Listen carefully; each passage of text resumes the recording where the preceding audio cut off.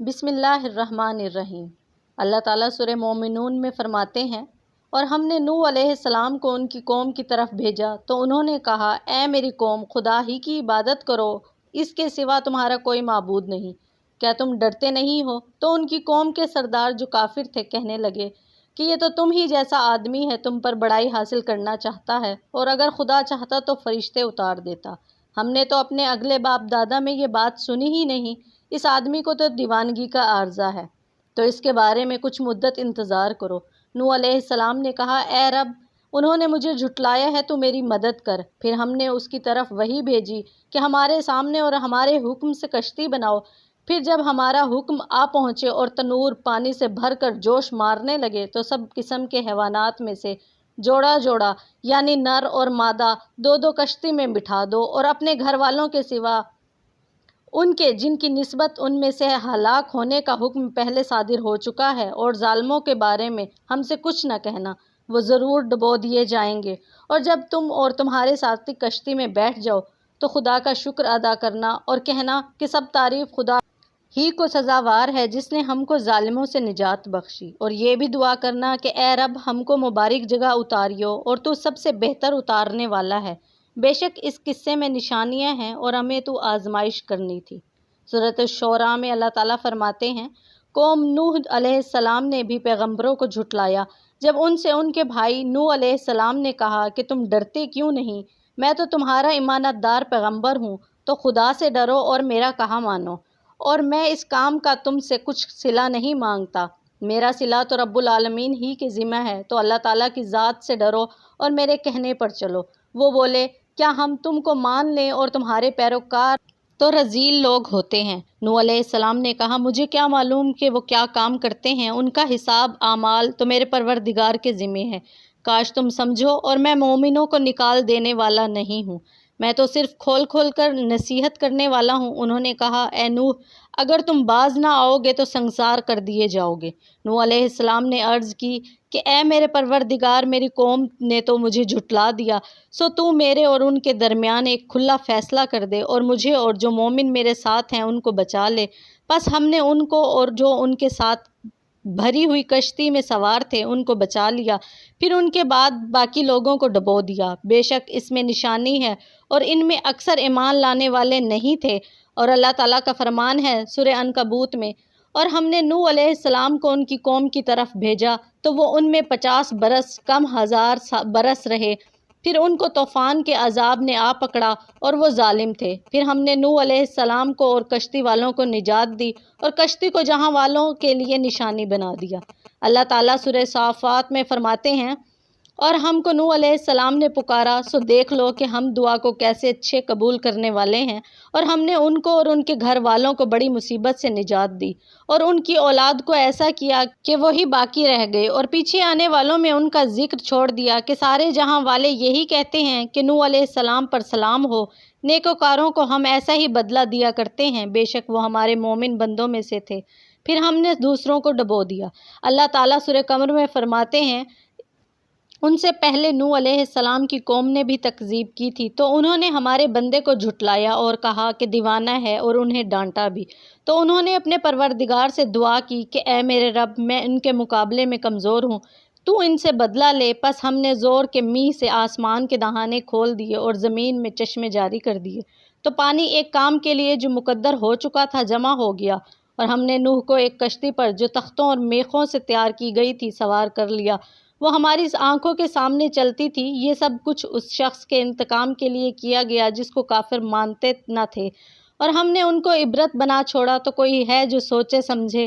سو دیکھ لو کہ میرا عذاب اور ڈرانا کیسا ہے۔ اللہ تعالیٰ سورہ نوح میں فرماتے ہیں، اور ہم نے نوح کو ان کی قوم کی طرف بھیجا اس سے پہلے کہ ان پر درد دینے والا عذاب واقع ہو، اپنی قوم کو ہدایت کر دو۔ انہوں نے کہا کہ اے قوم، میں تم کو کھلے طور پر نصیحت کرتا ہوں کہ خدا کی عبادت کرو اور اس سے ڈرو اور میرا کہا مانو۔ وہ تمہارے گناہ بخش دے گا اور موت کے وقت مقرر تک تم مہلت عطا کرے گا۔ جب خدا کا مقرر کیا ہوا وقت آ جاتا ہے تو اس میں تاخیر نہیں ہوتی۔ کاش تم جانتے ہوتے جب لوگوں نے نہ مانا تو نوح نے خدا سے عرض کی کہ پروردگار، میں اپنی قوم کو رات دن بلاتا رہا، لیکن میرے بلانے سے وہ اور زیادہ گریز کرتے رہے، اور جب بھی میں نے ان کو بلایا کہ توبہ کریں اور تو ان کو معاف کر دے تو انہوں نے اپنے کانوں میں انگلیاں دے دیں اور کپڑے اوڑھ لیے اور اڑ گئے اور اکڑ بیٹھے۔ پھر میں ان کو کھلے طور پر بھی بلاتا رہا اور ظاہر اور پوشیدہ ہر طرح سمجھاتا رہا، اور کہا کہ اپنے پروردگار سے معافی مانگو کہ وہ بڑا معاف کرنے والا ہے، وہ تم پر لگاتار آسمان سے بارش برسائے گا اور مال اور بیٹوں سے تمہاری مدد فرمائے گا اور تمہیں باغ عطا کرے گا اور ان میں تمہارے لیے نہریں بہا دے گا۔ تم کو کیا ہوا ہے کہ تم خدا کی عظمت کا اعتقاد نہیں رکھتے، حالانکہ اس نے تم کو طرح طرح کی حالتوں کا پیدا کیا ہے؟ کیا تم نے نہیں دیکھا کہ خدا نے 7 آسمان کیسے اوپر تلے بنائے ہیں اور چاند کو ان میں زمین کا نور بنایا اور سورج کو چراغ ٹھہرایا ہے، اور اللہ ہی نے تم کو زمین سے پیدا کیا ہے، پھر اسی میں تمہیں لوٹا دے گا اور اسی سے تم کو نکال کھڑا کرے گا، اور اللہ ہی نے زمین کو تمہارے لیے فرش بنایا ہے تاکہ اس کے بڑے بڑے کشادہ رستوں میں چلو پھرو۔ اس کے بعد نوح نے عرض کی، اے میرے پروردگار، یہ لوگ میرے کہنے پر نہیں چلے اور ایسوں کے تابع ہوئے ہیں جن کو ان کے مال اور اولاد نے نقصان کے سوا کوئی فائدہ نہیں دیا، اور وہ بڑی بڑی چالیں چلے اور کہنے لگے کہ اپنے معبود کو ہرگز نہ چھوڑنا، اور ود اور سوا اور یغوث اور یعوق اور نصر کو کبھی نہ چھوڑنا۔ اے پروردگار، انہوں نے بہت لوگوں کو گمراہ کر دیا ہے، تو ان کو اور گمراہ کر دے۔ آخر وہ اپنے گناہوں کے سبب غرق کر دیے گئے، پھر آگ میں ڈال دیے گئے، تو انہوں نے خدا کے سوا کسی کو اپنا مددگار نہ پایا۔ اور پھر نوح نے یہ دعا کی کہ اے میرے خدا، کسی کافر کو زمین پر بستہ نہ رہنے دے، اگر تو ان کو رہنے دے گا تو یہ تیرے بندوں کو گمراہ کر دیں گے، اور ان سے جو اولاد ہوگی وہ بھی بدکار اور ناشکر گزار ہوگی۔ اے میرے پروردگار، مجھ کو اور میرے ماں باپ کو اور جو ایمان لا کر میرے گھر میں آئے اس کو اور تمام ایمان والے مردوں اور ایمان والی عورتوں کو معاف فرما، اور ظالم لوگوں کے لیے اور زیادہ تباہی بڑھا۔ اللہ تعالیٰ سورہ نساء میں فرماتے ہیں، اے محمد، ہم نے تیری طرف اسی طرح وحی بھیجی ہے جس طرح نوح اور ان سے پہلے پیغمبروں کی طرف بھیجی تھی، اور ابراہیم اور اسماعیل اور اسحاق اور یعقوب اور اولاد یعقوب اور عیسیٰ اور ایوب اور یونس اور ہارون اور سلیمان کی طرف بھی ہم نے وحی بھیجی تھی، اور داؤد کو ہم نے زبور بھی عنایت کی تھی، اور بہت سے ایسے پیغمبر ہیں جن کے حالات ہم تم سے بیشتر بیان کر چکے ہیں، اور بہت سے ایسے پیغمبر ہیں کہ جن کے حالات تم سے بیان نہیں کیے، اور موسیٰ سے تو اللہ تعالیٰ نے باتیں بھی کیں۔ سب پیغمبروں کو خدا تعالیٰ نے خوشخبری دینے والا اور ڈرانے والا بنا کر بھیجا تھا، تاکہ پیغمبروں کے آنے کے بعد لوگوں کو خدا پر الزام کا موقع نہ رہے، اور خدا تعالیٰ غالب حکمت والا ہے۔ اللہ تعالیٰ سورہ انعام میں فرماتے ہیں، اور یہ ہماری دلیل تھی جو ہم نے ابراہیم علیہ السلام کو ان کی قوم کے مقابلہ میں عطا کی تھی، ہم جس کے چاہتے ہیں درجات بلند کر دیتے ہیں۔ بے شک تمہارا پروردگار دانا اور خبردار ہے۔ اور ہم نے ان کو اسحاق اور یعقوب بخشے اور سب کو ہدایت دی، اور نوح کو بھی پہلے ہدایت دی تھی، اور ان کی اولاد میں سے داؤد اور سلیمان اور ایوب اور یوسف اور موسیٰ اور ہارون کو بھی ہم نیکوکاروں کو ایسا ہی بدلہ دیا کرتے ہیں، اور زکریا اور یحییٰ اور عیسیٰ اور الیاس کو بھی، یہ سب نیکوکار تھے، اور اسماعیل اور یسع اور یونس، لوط کو بھی، ان سب کو جہاں والوں پر فضیلت بخشی تھی، اور بعض کو ان کے باپ دادا اور اولاد اور بھائیوں میں سے بھی، اور ان کو برگزیدہ بھی کیا اور سیدھا راستہ بھی دکھا دیا۔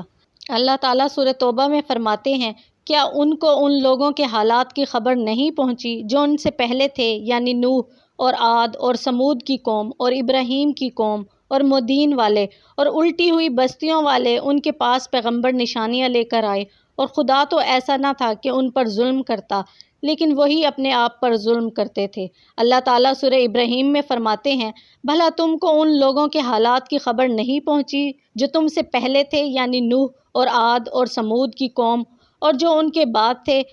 جن کا علم خدا کے سوا کسی کو نہیں، جب ان کے پاس پیغمبر نشانیاں لے کر آئے تو انہوں نے اپنے ہاتھوں کو منہوں پر رکھ دیا کہ خاموش ہو رہو، اور کہنے لگے کہ ہم تو تمہاری رسالت کو تسلیم ہی نہیں کرتے، اور جس چیز کی طرف تم ہمیں بلاتے ہو ہم اس سے بڑے ہی شبہ میں ہیں۔ سورہ اسراء میں اللہ تعالیٰ فرماتے ہیں، اے ان لوگوں کی اولاد جنہیں ہم نے نوح کے ساتھ کشتی میں سوار کر دیا تھا، بے شک نوح ہمارے شکر گزار بندے تھے۔ اس کے بعد سورہ اسراء میں اللہ تعالیٰ فرماتے ہیں، اور ہم نے نوح کے بعد بہت سی امتوں کو ہلاک کر ڈالا، اور تمہارا پروردگار اپنے بندوں کے گناہوں کو جاننے والا اور دیکھنے والا کافی ہے۔ اللہ تعالیٰ سورہ احزاب میں فرماتے ہیں، اور جب ہم نے پیغمبروں سے عہد لیا، اور تم سے اور نوح سے اور ابراہیم سے اور موسیٰ سے اور مریم کے بیٹے عیسیٰ سے، اور عہد بھی ان سے پکا لیا۔ اللہ تعالیٰ سورۃ الصاد میں فرماتے ہیں، ان سے پہلے نوح کی قوم اور عاد اور میخوں والا فرعون اور اس کی قوم کے لوگ بھی جھٹلا چکے ہیں، اور سمود اور لوط کی قوم اور بن کے رہنے والے بھی، یہی وہ گروہ ہیں، ان سب کے پیغمبروں کو جھٹلایا تو میرا عذاب ان پر آ واقع ہوا۔ اللہ تعالیٰ سورہ غافر میں فرماتے ہیں، ان سب نے پہلے نوح کی قوم اور اس کے بعد ان امتوں نے بھی پیغمبروں کی تکذیب کی، اور ہر امت نے اپنے پیغمبر کے بارے میں یہی قصد کیا کہ اس کو پکڑ لیں، اور بیہودہ شبہات سے جھگڑتے رہے کہ اس سے حق کو زائل کر دیں، تو میں نے ان کو پکڑ لیا، سو دیکھ لو میرا عذاب کیسا ہوا۔ اللہ تعالیٰ سورۃ الشعراء میں فرماتے ہیں، اس نے تمہارے لیے دین کا وہی راستہ مقرر کیا جس کے اختیار کرنے کا نوح کو حکم دیا تھا، اور جس کی اے محمد ہم نے تمہاری طرف وحی بھیجی ہے، اور جس کا ابراہیم اور موسیٰ اور عیسیٰ کو حکم دیا تھا، وہ یہ کہ دین کو قائم رکھنا اور اس میں پھوٹ نہ ڈالنا۔ جس چیز کی طرف تم مشرکوں کو بلاتے ہو وہ ان کو دشوار گزرتی ہے، اللہ جس کو چاہتا ہے اپنی بارگاہ کا برگزیدہ بنا لیتا ہے، اور جو اس کی طرف رجوع کرے اس کو راستہ دکھا دیتا ہے۔ اللہ تعالیٰ سورہ قاف میں ارشاد فرماتے ہیں، ان سے پہلے نوح کی قوم اور کنویں والے اور سمود جھٹلا چکے ہیں، اور عاد اور فرعون اور لوط کے بھائی اور بن کے رہنے والے اور تبا کی قوم، غرض ان سب نے پیغمبروں کو جھٹلایا تو ہماری وعید عذاب بھی پورا ہو کر رہا۔ سورۃ الذاریات میں اللہ تعالیٰ فرماتے ہیں، اور اس سے پہلے ہم نوح کی قوم کو ہلاک کر چکے ہیں، بے شک وہ نافرمان لوگ تھے۔ اللہ تعالیٰ سورہ نجم میں فرماتے ہیں، اور ان سے پہلے قوم نوح کو بھی کچھ شک نہیں کہ وہ لوگ بڑے ہی ظالم اور بڑے ہی سرکش تھے۔ اللہ تعالیٰ سورہ حدید میں فرماتے ہیں، اور تحقیق ہم نے نوح اور ابراہیم کو رسول بنا کر بھیجا، اور ہم نے ان دونوں کی اولاد میں پیغمبری اور کتاب کو وقتاً فوقتاً جاری رکھا، تو بعض تو ان میں سے ہدایت پر ہیں اور اکثر ان میں سے نافرمان ہیں۔ اللہ تعالیٰ سورہ تحریم میں فرماتے ہیں، کافروں کے لیے نوح کی بیوی اور لوط کی بیوی کی مثال بیان فرمائی۔ دونوں ہمارے دو نیک بندوں کے گھر میں تھیں، اور دونوں نے ان کی خیانت کی، تو وہ خدا کے مقابلے میں ان عورتوں کے کچھ بھی کام نہ آ سکے، اور ان کو حکم دیا گیا کہ دوزخ میں داخل ہونے والوں کے ساتھ تم بھی داخل ہو جاؤ۔ حضرت عروہ بن زبیر رضی اللہ تعالیٰ عنہ فرماتے ہیں کہ ود، یغوث، یعوق، نصر حضرت آدم علیہ السلام کی اولاد تھے، اور ود ان سب میں نیکوکار تھا۔ جب ابلیس نے دیکھا کہ اس کی وفات کے بعد ان لوگ بہت پریشان ہیں اور غم کی حالت میں ہیں، تو انسانی شکل میں شیطان ان کے سامنے آ کر کہنے لگا، کیا میں تمہیں اس کی ایک تصویر نہ بنا کر دے دوں جو تمہاری مجلس میں رہے گی، اور اس طرح اس کی یاد تمہارے ذہنوں میں تازہ رہے گی؟ تو لوگوں نے کہا، ہاں ٹھیک ہے۔ ابلیس نے ایک تصویر بنا دی، ان لوگوں کی مجلس میں رکھ دیا، اور وہ لوگ ان کی یاد میں مشغول ہو گئے۔ جب ابلیس نے دیکھا کہ وہ لوگ اس تصویر کے ساتھ زیادہ مگن رہنے لگے ہیں، تو اس نے کہا کہ کیا میں ہر ایک کے لیے الگ الگ تصویر نہ بنا دوں، اس طرح وہ سب کے گھروں میں رہے گی اور اچھی طرح تم اس کو یاد کر سکو گے۔ انہوں نے کہا، ہاں۔ اب شیطان نے ہر ایک کے لیے الگ الگ تصویر بنا دی۔ اس طرح وہ لوگ اس نیک شخص کی یاد میں مصروف رہے، اور ان کی اولاد یہ دیکھتی رہی۔ اس طرح نسل در نسل یہ سلسلہ چلتا رہا، اور آخر کار بت کی پرستش شروع کر دی گئی۔ سورہ نوح میں فرمایا، اے میری قوم، بے شک میں تمہیں صاف ڈرانے والا ہوں، اللہ کی عبادت کرو اور اس سے ڈرو اور میری اطاعت کرو۔ لیکن وہ بتوں کی پرستش پر اڑے رہے۔ اللہ تعالیٰ سورہ ہود میں فرماتے ہیں، اور نوح کی طرف وحی کی گئی کہ تمہاری قوم میں جو لوگ ایمان لا چکے ہیں ان کے سوا اور کوئی ایمان نہیں لائے گا، تو یہ لوگ جو کام کر رہے ہیں آپ ان کی وجہ سے غم نہ کھاؤ۔ اس میں نوح علیہ السلام کو تسلی دی گئی ہے کہ قوم کی طرف سے جو حالات آپ کو پیش آ رہے ہیں اس پر آپ غمگین نہ ہوں، کیونکہ اب مدد قریب ہے اور عجیب و غریب معاملہ ان کے ساتھ پیش آنے والا ہے۔ اللہ تعالیٰ نے سورہ ہود میں حکم فرمایا، اور ہماری آنکھوں کے سامنے اور وحی کے مطابق کشتی بنا، اور ظالموں سے متعلق ہمارے سے بات نہ کرنا، یقیناً وہ غرق کر دیے جائیں گے۔ جب نوح علیہ السلام نے دیکھا کہ میری قوم ہر طریقہ اور ہر طرح سے تکلیف پہنچانے اور مخالفت کرنے میں زور لگا رہی ہے، اب ان میں رشد و ہدایت کی کوئی گنجائش ہی نہیں رہی، تو نوح علیہ السلام مایوس ہو گئے اور غصہ میں آ کر ان کے حق میں بد دعا کی۔ اللہ تعالیٰ نے دعا قبول فرمائی، اور قرآن پاک میں سورہ صافات میں فرماتے ہیں، تحقیق ہمیں نوح نے پکارا، پس ہم اچھا جواب دینے والے ہیں، پس ہم نے اس کو اور اس کے گھر والوں کو ایک بڑی مصیبت سے نجات دی۔ دوسری جگہ حضرت نوح علیہ السلام کی بد دعا کو سورۃ الشعراء میں اس طرح بیان فرمایا، نوح نے کہا، اے میرے پروردگار، میری قوم نے تو مجھے جھٹلا دیا، سو تو میرے اور ان کے درمیان ایک کھلا فیصلہ کر دے، اور مجھے اور جو مومن میرے ساتھ رہ گئے بچا لے۔ سورۃ القمر میں اللہ تعالیٰ فرماتے ہیں، پس اس نے اپنے رب کو پکارا، اے میرے رب، بے شک میں بے بس ہوں، پس میری مدد فرما۔ اللہ تعالیٰ سورہ مومنون میں فرماتے ہیں، اے میرے رب، میری مدد فرما، کیونکہ انہوں نے مجھے جھٹلا دیا ہے۔ جب اللہ تعالیٰ نے نوح علیہ السلام کی دعا قبول فرمائی، تو اللہ نے حکم دیا، زمین میں ایک درخت لگاؤ تاکہ وہ تیار ہو جائے تو اس کی لکڑی سے کشتی بنائی جائے۔ نوح علیہ السلام نے اللہ کے حکم پر عمل کرتے ہوئے درخت لگایا، اور تیار ہونے میں بعض کے مطابق 100 سال لگے اور بعض کے مطابق 40 سال۔ محمد بن اسحاق سوری فرماتے ہیں کہ وہ ساگوان کی لکڑی تھی، اور بعض کہتے ہیں کہ وہ صنوبر کے درخت کی تھی، اور تورات میں صنوبر کے درخت کا ذکر ملتا ہے، اور فرماتے ہیں اللہ تعالیٰ نے حضرت نوح علیہ السلام کو حکم دیا کہ اس کی لمبائی 80 ہاتھ بنائی جائے، اور اس کے اندرونی و بیرونی حصہ پر تارکول لگائی جائے، اور اس کے سامنے والے حصہ کو اوپر اٹھاؤ تاکہ وہ پانی کو چیر سکے۔ اور کشتی 3 منزلوں والی تھی، اور ہر منزل 10 ہاتھ اونچی تھی۔ نچلا حصہ چوپایوں اور جنگلی جانوروں کے لیے تھا، درمیانی حصہ انسانوں کے لیے تھا، اور سب سے اوپر والا پرندوں کے لیے مخصوص تھا۔ اس کا دروازہ چوڑائی کی جانب تھا، اس کو اوپر سے ایک ڈھکن سے مکمل طور پر بند کر دیا گیا تھا۔ حضرت ابن عباس رضی اللہ تعالیٰ عنہ فرماتے ہیں، سب سے پہلے پرندوں میں سے کشتی میں طوطا سوار ہوا، اور جانوروں میں سے آخری جانور گدھا داخل ہوا، اور ابلیس گدھے کی دم پکڑ کر کشتی میں سوار ہو گیا۔ تفسیر ابن ابی حاتم میں ہے کہ جب نوح علیہ السلام نے کشتی میں ہر قسم کے جانوروں کا ایک ایک جوڑا سوار کر لیا، تو آپ کے ساتھیوں نے کہا، ہم کیسے مطمئن ہو سکتے ہیں کہ ہمارے جانور پرسکون ہوں گے، جبکہ ہمارے ساتھ شیر بھی ہے؟ تو اللہ تعالیٰ نے اس پر بخار مسلط کر دیا۔ سب سے پہلے بخار اس وقت نازل ہوا، پھر انہوں نے چوہے کی شکایت کی کہ یہ ہمارے کھانے پینے کے سامان کو خراب کر دے گا، تو اللہ تعالیٰ نے شیر کی طرف الہام کیا، اس نے چھینک لی تو اس سے بلی نکلی، اور چوہا اس کو دیکھ کر کہیں چھپ گیا۔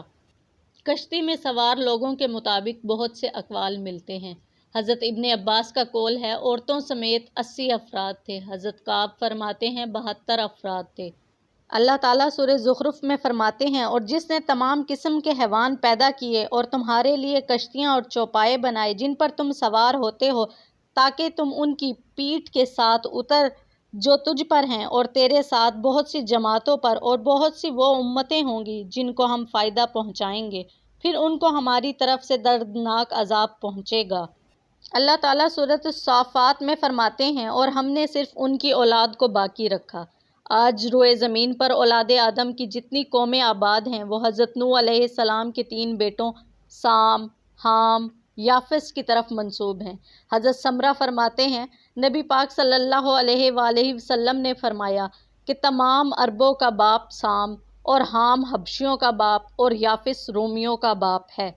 حضرت ابن عباس رضی اللہ تعالیٰ عنہ فرماتے ہیں، نوح علیہ السلام اور ان کے ساتھی کشتی میں 150 دن ٹھہرے، اور اللہ تعالیٰ نے کشتی مکہ کی جانب متوجہ کر دی، تو وہ 40 دن بیت اللہ شریف کے گرد چکر لگاتی رہی۔ پھر اللہ نے اس کو جودی پہاڑ کی طرف موڑ دیا تو وہ وہاں ٹھہر گئی۔ نوح علیہ السلام نے کوے کو بھیجا، وہ زمین کے متعلق خبر لائے، وہ گیا اور مردوں پر بیٹھ کر ان کا گوشت کھانے لگ گیا اور لیٹ ہو گیا۔ پھر انہوں نے کبوتر کو بھیجا تو وہ زیتون کے پتے لایا، اس کے پاؤں مٹی سے لتھڑے ہوئے تھے۔ نوح علیہ السلام سمجھ گئے کہ پانی خشک ہو گیا ہے۔ آپ پہاڑ سے نیچے اترے، وہاں ایک بستی آباد کی جس کا نام سمانین رکھا۔ حضرت قتادہ رضی اللہ تعالیٰ عنہ فرماتے ہیں، نوح علیہ السلام ماہ رجب کی 10 تاریخ کو کشتی پر سوار ہوئے اور 150 دن چلتے رہے اور 1 مہینہ جودی پہاڑی پر ٹھہرے